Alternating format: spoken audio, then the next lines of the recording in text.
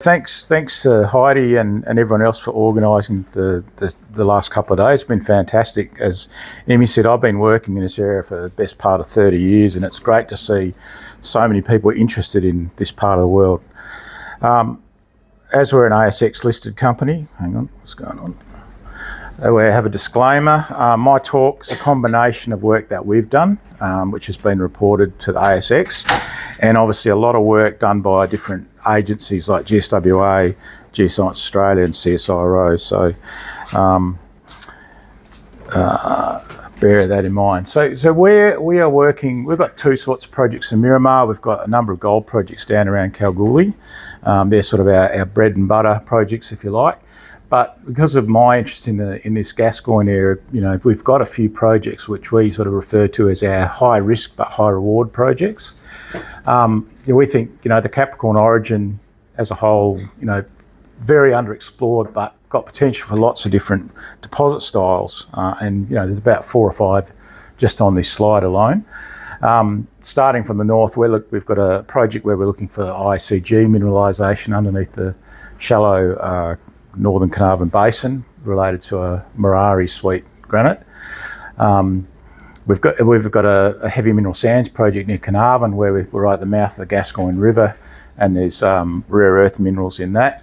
But the two I want to talk about today is Chain Pool, our SEDEX project. We're just about to do some work there, and then spend a bit more time on our Bangemall project where we're looking for Norilsk style nickel copper PGEs in the dolerite sills.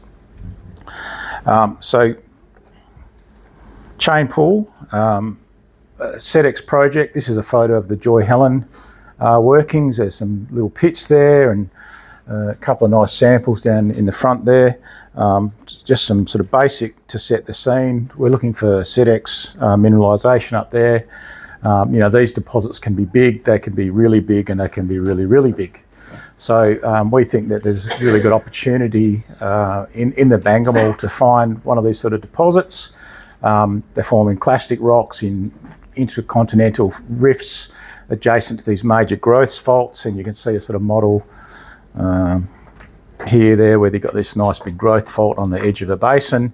You know, your fluids with your minerals come up and you get sort of 2 zones of mineralisation there. Examples, obviously Abra nearby. Lots of the deposits in the MacArthur Basin that we've talked about over the last couple of days, and then some big ones in Canada and Alaska. Thankfully, for an exploration's point of view, there's some nice clear alteration halos, geochemical halos that we can use to try and home in on these things. So again, you know, if you look at the Proterozoic basins in Australia, it's amazing to think that 5 of the world's largest 10 SEDEX based metal deposits are in Australia, and they're in Proterozoic basins. And so hence why, you know, people like Aurora identified the Capricorn area here as a great place to look, and we agree with that sentiment. So to set the scene of where our Chain Pool project is, it's right on the edge of the Edmund Basin. It sits right up against the Delacca Sweet granite here. This is a gravity image. You can see these major lineaments in the gravity data that relate to these big crustal scale faults. And one of them runs right through the middle of the Chain Pool project, which is fantastic. The top right image is the boundary between the lithosphere and the cenosphere, and where that drops off, you know, like a big continental shelf margin. That's a great place to look for base metal deposits, and you can see that runs up through the MacArthur River area, and then where we are here at Chain Pool, we sit right on this contour as well. And then the local geology, we're in the base of the Edmund Basin in the Irrigully Formation, and we're right up against this Delacca super sweet granite, which we've heard several times over the last couple of days is a big faulted contact. So we think that's a great place to go look for a large SEDEX system. So this is Joy Helen in a bit more detail. It was actually a little mine back in I think the 40s. A company called Westfield did a couple of shafts there, and it's got some really nice lead and copper grades. And then they did some shallow drilling back in 1964. This is the last drilling here, 1964. shallow percussion holes and getting things like 5 feet at 13% lead and 1.6% copper. CRA did some sampling here in the 90s, and there's a sample up here in the Barley Range Reserve, which has got malachite and galena, 40% lead, 4.6 copper, and the first sort of mention of decent silver grades. Dominion also did some work and got some sort of similar grades. 2024, we pegged the ground, went up here, and now have rock chips that are running sort of 7% copper, 50% lead, 73 grams silver, which is worth a fair bit today. And for the first time, we actually got 0.8 gram gold as well. So very interesting. That extended the strike along from the workings about 400 metres. And then we did a soil sampling program to see how much of this mineralisation might exist under cover as well. And that soil sampling outlined, typical lead, copper, zinc mineralisation, but also it started to give us these alteration halos. So you'll see this sort of siderite halo in the middle, and then a sort of a anchorite halo out from that, and then out from that is dolomite. And that's a pretty classic SEDEX signature. And as I'll get onto in a minute, I think what's happened here is maybe there's some folding in the Edmund Basin that's produced these sort of parallel zones of mineralisation. And these have never been tested. There's no mineralisation noted here, but there is actually a little costine along strike. So the next step for us is that we're going to auger drill across those and see what we find. So just looking at that halo, this is the classic sort of SEDEX model, Ross Large from Lady Loretta. You got your mineralisation in the middle. You have a siderite halo, an anchorite halo, and then dolomite. You also get quite large manganese and thallium halos that go out from the mineralisation as well. So this is the data from our soils. You get dolomite, siderite, anchorite. And then when you do box plots of the main metals of interest and separate them out by those halos, you see there's a clear increase in copper, lead, zinc, and thallium as you get closer to that central core. So again, the model here is that you've had the rifting, the fluids have come up, you've got this nice zoned sort of alteration around Joy Helen, and then it looks like it's sort of been folded to give you these sort of repetitions of these alteration halos. And I said we're going to drill auger lines across those and see what we get. So that work should be happening in the next couple of weeks, depending on what Tropical Cyclone Narelle does to us up here. So the other project I'm going to talk about is Bangemall. I'm going to spend a bit more time talking about this. Is sort of my baby. So Bangemall, we're looking for giant nickel copper PGE deposits in the dolerite sills in the Edmund and Collier Basin. Here is our field supervisor Pete. This is all sort of cannonball dolerite in the middle, and then in the background you can see that sort of hog's back sort of profile on the horizon. There's dolerite sills intruding there as well. So some basics of nickel sulfides. There's basically 4 types of main nickel sulfide deposits. You get komatiites around Kambalda. You've got the mafic intrusion deposits, which is what we're looking for. So examples of those in the Rilsk, Nebo Babel, in the Musgraves, Nova Bollinger, and the giant Voisey Bay deposit.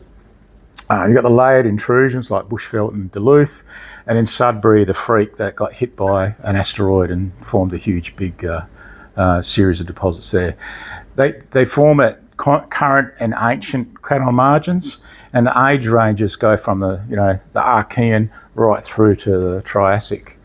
The mafic intrusion deposits, which are the ones we're interested in, they're some of the largest and most valuable ore deposits of any type in the world. And the Octudbrisky deposit, which is one of the deposits at Norilsk, is actually the most valuable single ore deposit by itself. These are long life, lowest quartile assets. They have lots of byproduct credits, copper and PGEs, and they have significantly less impact than environmental impact than nickel laterite deposits. So, we should be looking for nickel sulfides, not nickel laterites. This is Norilsk. Again, this is some of the world's most valuable ore bodies of any type.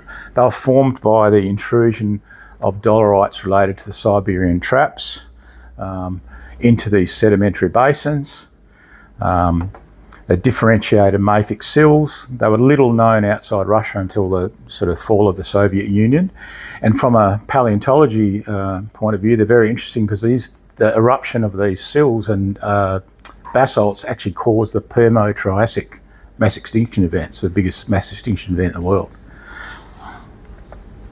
So the WA deposits, the mafic intrusion deposits that is, they all sit on the edges of these craton margins. So you've got the West Musgraves out here near Bangemall. You've got Nova Bollinger down here in the Albany Fraser. You've got Savannah and new discoveries up here in the King Leopold and the Halls Creek. And arguably Julimar, also on this Pinjarra origin down here.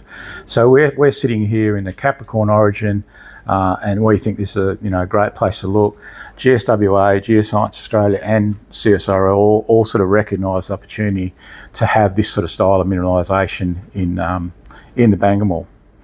The key ingredients that we need an extensive volume of mafic magma. We need a plumbing system, we need an external sulphur source, and we need trap sites. And I've just listed some of the sort of evidence that you want to see to give you evidence of that system. Now this is where we get into some of the government work that was done back in 2004 or pre-2004. That the sills in the Bangemall were just sort of all lumped together. When the dating was done by people like Mike Wingate, they separated it into the Narrabunna and the Kolkathara. And then recognised the significance of this Warrakurna large igneous province, huge big province stretching from Onslow right over to the middle of Australia, and this sort of single mafic intrusion event that came with that province. And then people like Paul Morris and Franco Pirano did a report in 2004 where they did a lot of geochem and looked at the prospectivity and developed this sort of model.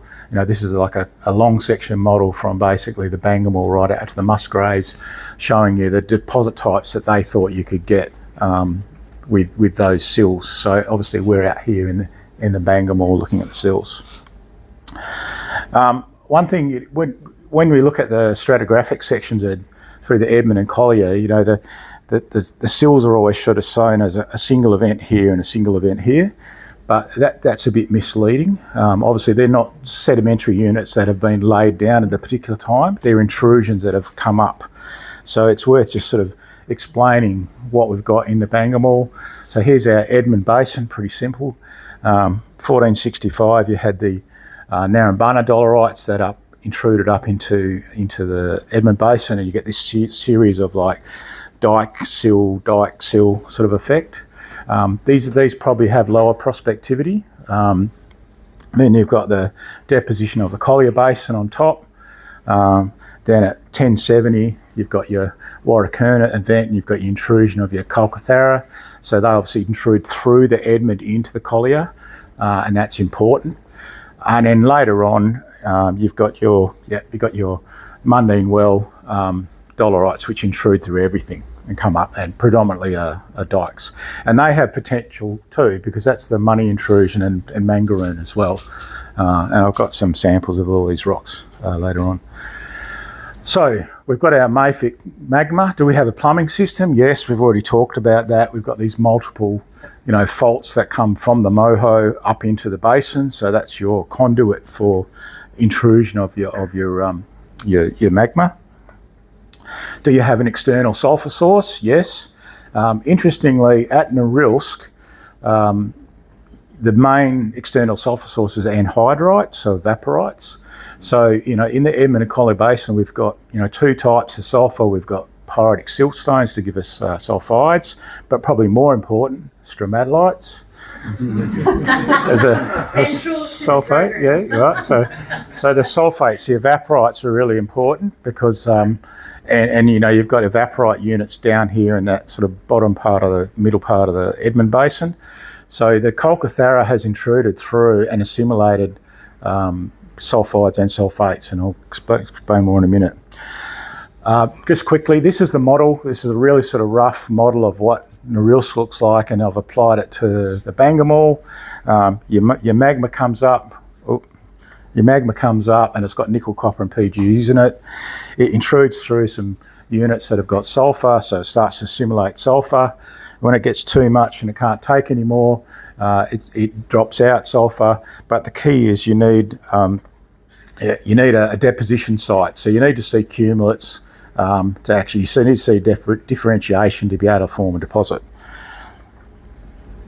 So this is now about trying to prove the concept. This is a dolerite sill at Mount Vernon. We did systematic traverses across that, and you might not be able to see the numbers there, but the MGOs went from sort of 3, 4, 5% up to 13%. So that showed that we were having differentiation of a sill. We had disseminated sulphides. We did an EM survey at Mount Vernon. We got a number of anomalies. We followed that up with EIS funded drilling in 2024. And the next slide is a key slide where we've proved the concept. So this is one example of an RC hole from the program. You can see the MGO contents increase up to 13%. That's exactly what you see at Norilsk. You see a sort of separation of the copper and nickel numbers in the dolerite as well. We then use micro XRF to look at the mineralogy, and for the first time we're seeing olivine cumulate rocks, so olivine gabbro and norite, and then right on the end there we actually proved the existence of disseminated nickel and copper sulfides as well for the first time. And this point is worth noting as well. We actually saw gypsum in the dolerite, so the dolerites we're proving that the dolerites are picking up that external sulfur source, which you need to get sulfur saturation. So the next steps, we did another EIS funded survey. I've got about a dozen anomalies there to go out and have a look at. And for scale, that Oktябrьский deposit, which is worth $500 billion, at the same scale as those EM targets. Last slide. We think the Capricorn Origin's fantastic. It's got a lot, potential for lots of deposit styles, but pretty underexplored. We've used government and industry data sets at all different scales to develop pretty, I think, good deposit models for two different types of deposits. And now that we've proved the concepts, we're looking forward to advancing the projects towards discovery. So I definitely think the Bangemall was not very boring at all. Thanks.